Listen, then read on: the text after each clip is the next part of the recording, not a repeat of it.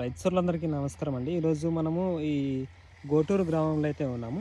అయితే ఇది మనకు ట్రాజెంటా స్ప్రే చేసిన మిరప పొలం ఇది. అయితే రీసెంట్‌గా 5 రోజుల క్రితం రైతు స్ప్రే చేయడం అయితే జరిగింది. ఇది స్ప్రే చేసినందుకు గాను మనకు త్రిప్స్, మైట్స్ కంట్రోల్ అయ్యి గ్రోత్ మంచిగా వచ్చింది. అదేవిధంగా మనకు కాపు కూడా మంచిగా అయితే సెట్ అవుతుంది. పైన చూడండి, కొత్త కాపు అనేది పైన పూత బాగా వచ్చి కాపు అనేది సెట్ అవుతా ఉంది. త్రిప్స్, మైట్స్ కూడా అన్నీ కంట్రోల్ అవ్వడం అయితే జరిగింది. స్ప్రే చేసి రైతు 5 రోజులు అయిందనమాట.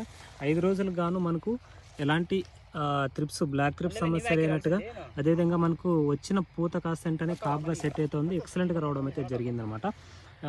ఇది మనకు గోటూరు గ్రామంలో మొత్తం 5 ఎకరాలు 5531 మిరప అయితే సాగు చేస్తున్నారు రైతు.